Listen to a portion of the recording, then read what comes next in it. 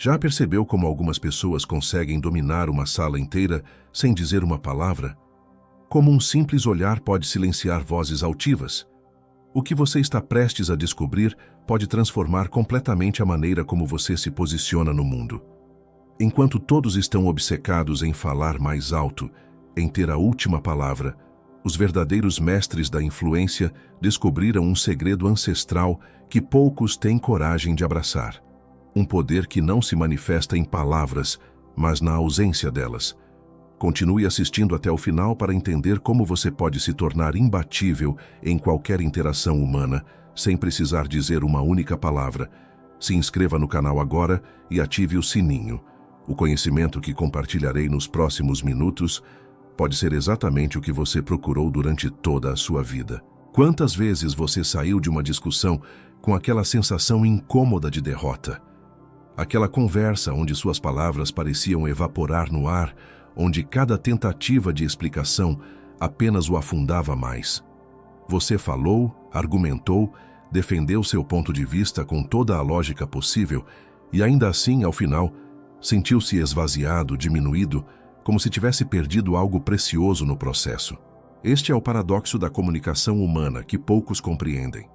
Quanto mais tentamos nos defender com palavras, mais vulneráveis nos tornamos. Quanto mais explicamos, mais nos perdemos. É como tentar apagar um incêndio com gasolina. Cada palavra adiciona combustível ao que deveria extinguir. O filósofo alemão Friedrich Nietzsche, um dos pensadores mais profundos da história ocidental, enxergou essa dinâmica com uma clareza inquietante. Para ele, nossa compulsão por falar, por nos explicar, por convencer os outros, revela nossa mais profunda insegurança. Cada palavra desesperada por aprovação é um testemunho de nossa fragilidade interna, mas o que Nietzsche descobriu, e o que Carl Jung posteriormente elaborou em sua psicologia profunda, é que existe uma força vastamente superior à argumentação, o silêncio consciente. Não o silêncio de quem não tem nada a dizer, mas o silêncio de quem não precisa dizer nada. O silêncio como expressão máxima de poder psicológico. Jung compreendeu que no núcleo do comportamento humano existe uma dinâmica de arquétipos, padrões primitivos de energia psíquica que moldam nossa experiência. Entre esses arquétipos, o sábio e o guerreiro manifestam-se de formas surpreendentes em nossas interações sociais. O sábio sabe quando falar, mas mais importante, sabe quando calar. O guerreiro reconhece que a batalha verbal frequentemente é uma armadilha, não uma oportunidade. O que está em jogo nestas situações cotidianas é muito mais profundo do que simples discussões. É um embate entre diferentes forças psíquicas. Jung chamaria isso de confronto entre personas, as máscaras sociais que utilizamos, e o self autêntico, o centro integrado de nossa psique. Quando somos arrastados para argumentações infindáveis, geralmente é nossa persona insegura tentando desesperadamente validação, não nosso self autêntico se expressando. Vamos entender por que sentimos essa necessidade quase compulsiva de responder, explicar, justificar. Na superfície, parece que estamos apenas defendendo a verdade, nossos valores, nossas crenças.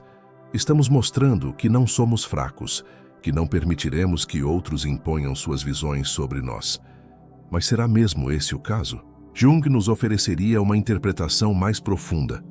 Ele diria que essa necessidade constante de autodefesa verbal é frequentemente uma manifestação da nossa sombra, aquela parte de nós que abriga nossas inseguranças mais profundas, nossos medos não reconhecidos, nossas feridas não cicatrizadas.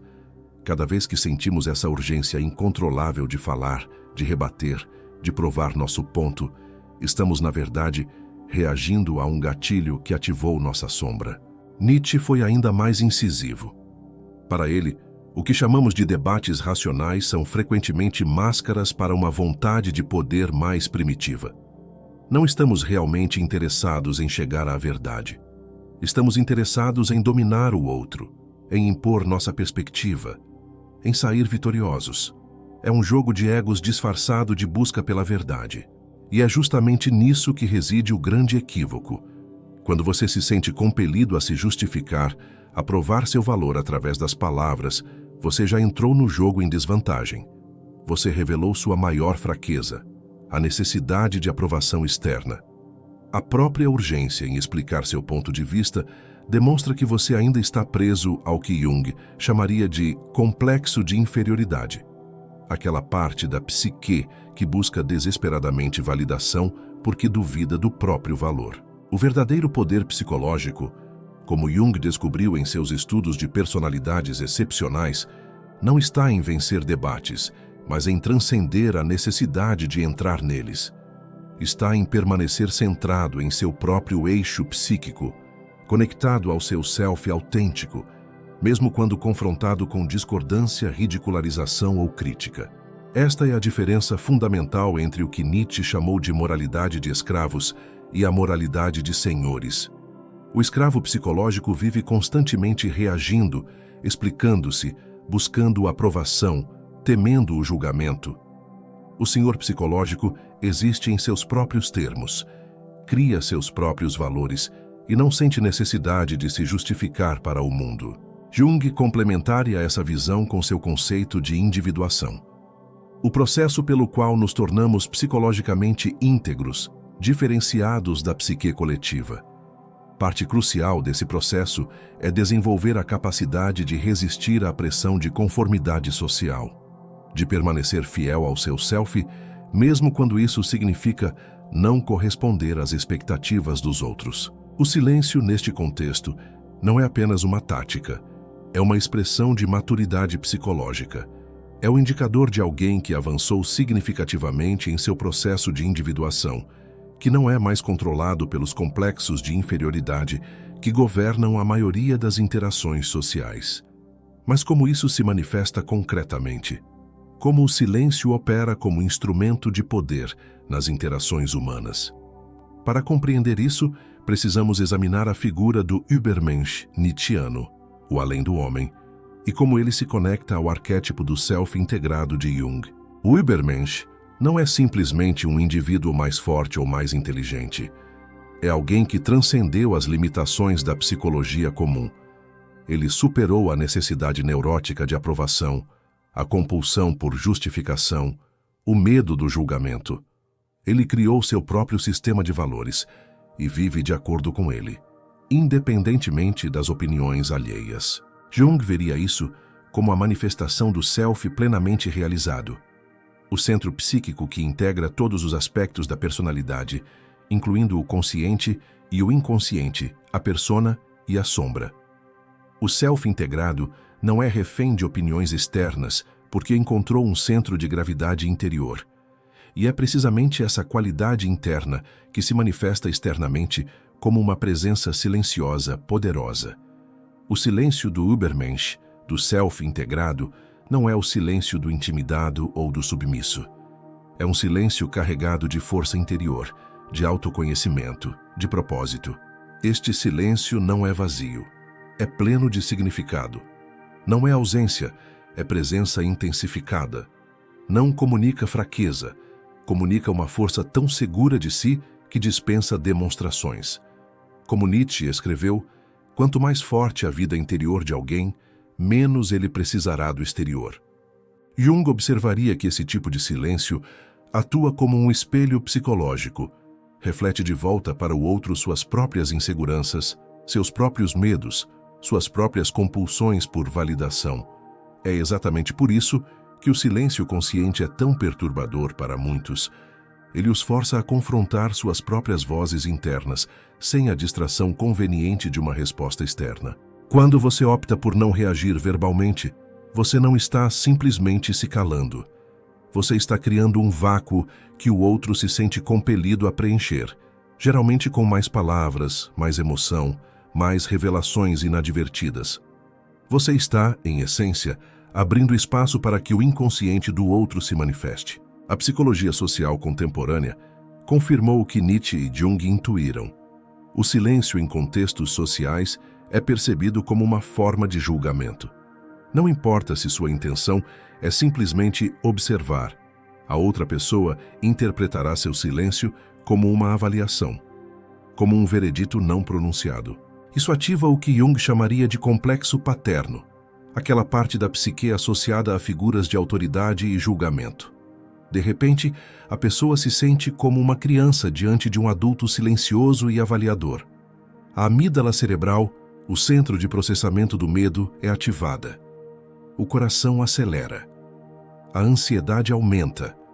O fluxo de pensamento lógico é interrompido. E nesse momento de desequilíbrio psicológico, ocorre algo fascinante. A pessoa começa a projetar seus próprios medos e inseguranças em você. O que ele está pensando? Será que percebeu minha fraqueza? Será que viu através do meu argumento? O silêncio se torna uma tela em branco, onde o outro projeta seus próprios demônios interiores. Nietzsche entendeu essa dinâmica muito antes da psicologia moderna confirmar. Para ele, o ser humano comum vive como escravo de suas reações emocionais. Age por impulso, reage por vaidade, fala por medo de insignificância. O espírito superior, o Übermensch, permanece em silêncio porque compreendeu uma verdade fundamental. Cada reação emocional é uma revelação de vulnerabilidade. Jung complementaria essa visão com sua compreensão dos complexos psicológicos. Cada vez que reagimos emocionalmente, estamos revelando quais complexos em nós foram ativados. É como se estivéssemos entregando um mapa de nossas vulnerabilidades psíquicas para o outro. Isso é particularmente devastador quando estamos interagindo com manipuladores. Essas pessoas, que Jung associaria ao arquétipo da sombra não integrada, prosperam no controle emocional dos outros. Elas dependem de suas reações para alimentar sua sensação de poder. Quando você não reage conforme o esperado, você quebra o ciclo de manipulação. Você interrompe o fluxo de energia psíquica que o manipulador está tentando extrair. Sem sua reação emocional, o manipulador perde o controle da situação. Ele se vê forçado a escalar suas táticas, tornando-as mais evidentes, mais desesperadas, mais transparentes. E nesse processo, ele inevitavelmente se revela, não apenas para você, mas muitas vezes para todos os presentes. Há ainda outra dimensão psicológica mais profunda que o silêncio ativa.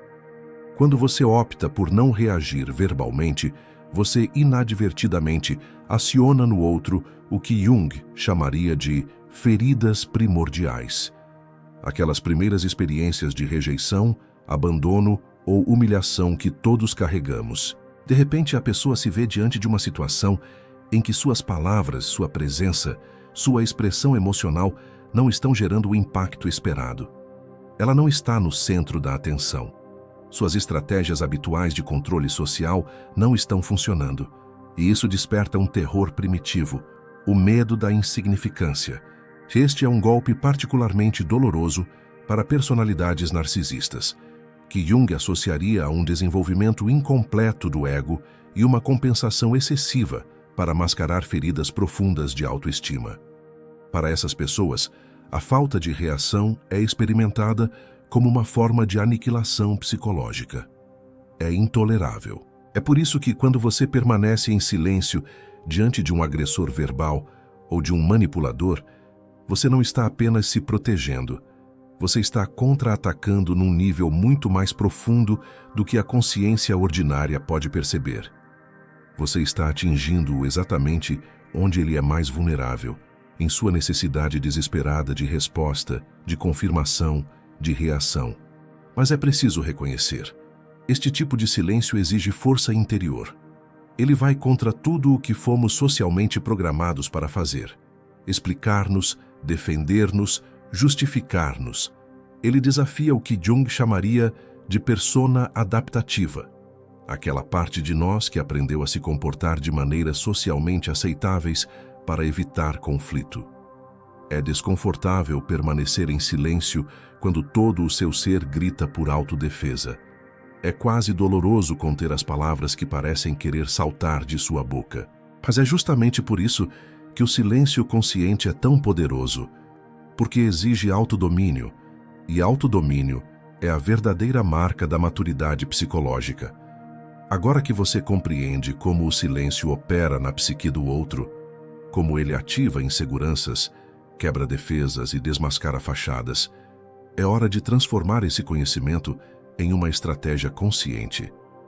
É hora de aprender a usar o silêncio não apenas como proteção, mas como uma ferramenta de precisão para navegar pelas complexidades das interações humanas. O primeiro passo para dominar a arte do silêncio estratégico é reconhecer seus próprios gatilhos emocionais.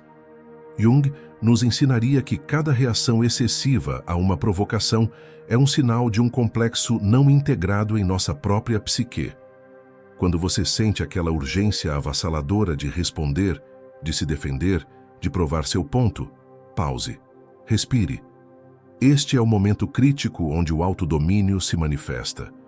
Pergunte a si mesmo: o que dentro de mim está sendo ativado agora? Que ferida antiga está sendo tocada? Que parte da minha sombra está reagindo? Esta prática, que Jung chamaria de confronto consciente com a sombra, é o fundamento para um silêncio verdadeiramente poderoso. Não um silêncio reativo, mas um silêncio escolhido. A segunda arma em seu arsenal é a observação aguda. Enquanto os outros falam, gesticulam, tentam preencher o espaço com palavras e emoções, você observa, não como alguém que espera sua vez de falar, mas como um psicólogo treinado observaria um paciente, com atenção total, buscando padrões, notando inconsistências, percebendo as microexpressões que revelam o que as palavras tentam esconder. Jung dedicou sua vida ao estudo dos símbolos e sinais que emergem do inconsciente. Ele nos ensinaria que, quando observamos sem a pressa de reagir, começamos a perceber a linguagem simbólica do outro, aquilo que está sendo comunicado além e apesar das palavras. Os lapsos reveladores, as contradições sutis, as tensões corporais que denunciam mentiras, tudo isso se torna visível para quem aprendeu a observar em silêncio. O terceiro elemento desta prática é o tempo. O silêncio estratégico não é apenas sobre o que você não diz. É sobre quando você não o diz. A pausa prolongada é uma das ferramentas mais poderosas na comunicação humana. Ela cria tensão, e tensão psicológica é um catalisador para revelações. Nietzsche compreendeu isso intuitivamente. Ele sabia que o desconforto com o silêncio é quase universal na cultura ocidental. Estamos condicionados a preencher vazios conversacionais. Quando você introduz uma pausa mais longa do que o socialmente aceitável, você cria um vácuo que o outro se sentirá compelido a preencher, geralmente com mais informação do que pretendia compartilhar. Jung observaria que esse fenômeno está relacionado à pressão do inconsciente. Quanto mais tempo uma pessoa é forçada a sustentar uma postura inautêntica, como uma mentira ou uma manipulação, mais energia psíquica é requerida para manter essa fachada. O silêncio prolongado aumenta essa pressão até que algo ceda, geralmente a máscara que o outro está tentando manter. O quarto aspecto desta prática é a imprevisibilidade consciente. Quando você domina o silêncio, você se torna psicologicamente imprevisível. E o imprevisível, como Jung bem sabia através de seus estudos dos arquétipos primitivos, sempre evoca o arquétipo do trickster, aquela energia psíquica associada ao caos criativo, à ruptura de padrões, à transformação súbita. O imprevisível é temido porque representa uma ameaça ao controle. Quando os outros não conseguem prever suas reações, eles perdem a capacidade de manipular a situação. Eles se tornam cautelosos, hesitantes, mais conscientes de cada palavra. A dinâmica de poder se inverte. De objeto de manipulação, você se torna o centro gravitacional da interação. É importante, contudo, fazer uma distinção crucial. O silêncio que estamos discutindo aqui não é passivo nem resignado. Não é o silêncio de quem foi subjugado, intimidado ou derrotado. Nietzsche desprezaria tal atitude e Jung a identificaria como uma manifestação de complexos de inferioridade não resolvidos. O silêncio do Übermensch, do self integrado, é ativo, intencional, carregado de propósito. Você não está se contendo por medo ou submissão. Você está escolhendo conscientemente não participar de um jogo onde as regras foram estabelecidas para favorecer a mediocridade emocional. Você está operando em um nível diferente de consciência. E quando chegar o momento certo, E você saberá qual é este momento, porque não será impulsionado pela reatividade, mas pela clareza. Você pode optar por falar. Não para se defender, não para convencer, não para ganhar aprovação, mas para expressar uma verdade tão alinhada com seu self autêntico que ela carrega consigo uma força quase arquetípica. Uma única frase, dita no momento exato, com a intenção precisa, depois de um silêncio prolongado e observador, pode ter mais impacto que horas de argumentação. Ela encerra discussões não porque foi mais alta ou mais agressiva, mas porque tocou em algo tão verdadeiro que resistir a ela seria resistir à realidade. Mas há ainda outra dimensão a ser considerada, porque até aqui falamos sobre como usar o silêncio estratégico para navegar situações de conflito ou manipulação. Mas há contextos onde o problema não é apenas pontual, é sistêmico. Situações onde você está sendo cronicamente drenado, manipulado, diminuído e talvez nem perceba. Você está em um relacionamento, um ambiente de trabalho ou um círculo social onde seu silêncio não é uma escolha consciente, mas uma adaptação inconsciente a uma dinâmica tóxica, onde você engole sua verdade não como estratégia, mas como sobrevivência, onde você se convenceu de que evitar conflitos é maturidade, quando na verdade é apenas medo disfarçado de virtude. Nietzsche seria implacável em sua análise de tal situação. Ele denunciaria isso como a manifestação mais clara da moralidade de escravos. Aquele sistema de valores que transforma fraqueza em virtude, submissão em nobreza, resignação em sabedoria. É o código invisível que ensina os oprimidos a se orgulharem de suas correntes, a chamarem sua impotência de paciência, sua covardia de compreensão. Jung complementaria essa visão identificando como esses padrões se instalam na psique individual, através do que ele chamaria de complexo materno negativo, onde aprendemos desde cedo que expressar necessidades ou estabelecer limites resultará em abandono, ou do complexo paterno negativo, onde aprendemos que questionar a autoridade leva à punição. Esses complexos não integrados podem nos levar a padrões de comportamento onde nosso silêncio não é uma expressão de força interior, mas um sintoma de trauma não resolvido. E aqui está a distinção crucial. O silêncio do oprimido consome energia psíquica. O silêncio do self integrado gera energia psíquica. Se você se sente constantemente exausto após interações com certas pessoas, se sente que está andando em ovos, medindo cada palavra, sufocando sua verdade, este não é o silêncio do qual estamos falando. Este é o silêncio da autoanulação, e ele precisa ser confrontado. A natureza revolucionária do pensamento nietzschiano é que ele nos convida a questionar valores que aceitamos como dados. Se você foi criado para acreditar que manter a paz a qualquer custo é uma virtude que nunca causar desconforto, é bondade. Que colocar as necessidades dos outros sempre à frente das suas é nobreza. Você pode estar vivendo segundo uma moralidade que não serve ao seu desenvolvimento pleno como ser humano. Jung nos mostraria que esses valores frequentemente não são escolhas conscientes, mas introjeções, valores absorvidos acriticamente de figuras de autoridade, da cultura, das instituições. Parte do processo de individuação é examinar criticamente esses valores e determinar quais realmente servem ao desenvolvimento do seu self autêntico. O verdadeiro Übermensch, o indivíduo plenamente individuado na concepção junguiana, não permite que outros definam seus valores. Ele os cria a partir de uma compreensão profunda de sua própria natureza, de suas próprias necessidades, de sua própria verdade interior. E isso frequentemente significa romper com expectativas sociais, com dinâmicas estabelecidas, com padrões de comportamento que podem parecer normais, mas são fundamentalmente tóxicos. Este é o silêncio que precisamos cultivar. Não aquele que engole a verdade, mas aquele que a honra tão profundamente que dispensa justificativas. Não aquele que teme a desaprovação, mas aquele que compreendeu que a aprovação externa é irrelevante quando se está alinhado com sua verdade interior. Estamos chegando ao ponto culminante desta jornada. E agora preciso que você compreenda algo com absoluta clareza. O silêncio que estamos discutindo não é uma técnica a ser aplicada ocasionalmente. É uma expressão de quem você se tornou. É o resultado natural de um trabalho interno profundo, do tipo que tanto Nietzsche quanto Jung defendiam como o verdadeiro propósito da existência humana.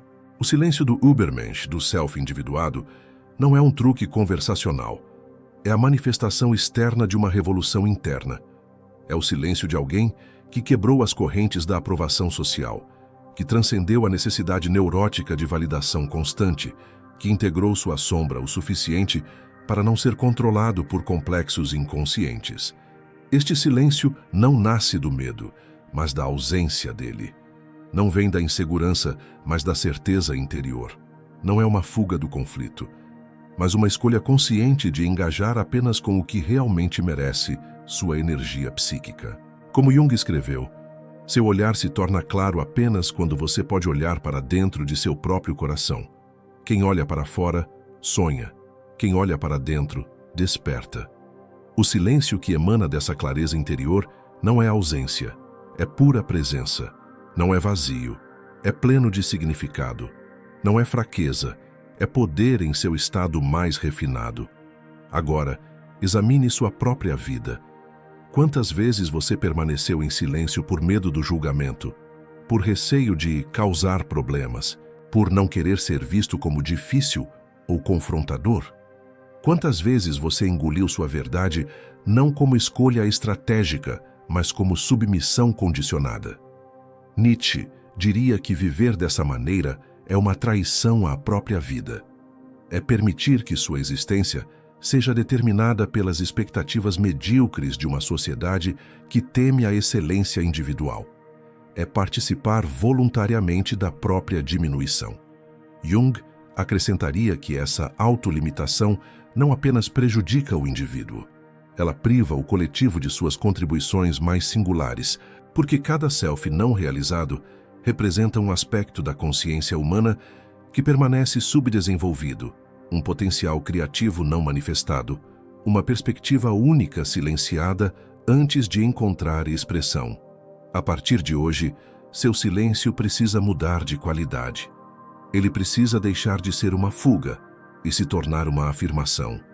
Precisa deixar de ser submissão e se tornar soberania. Precisa deixar de ser medo e se tornar presença. Isso exige coragem.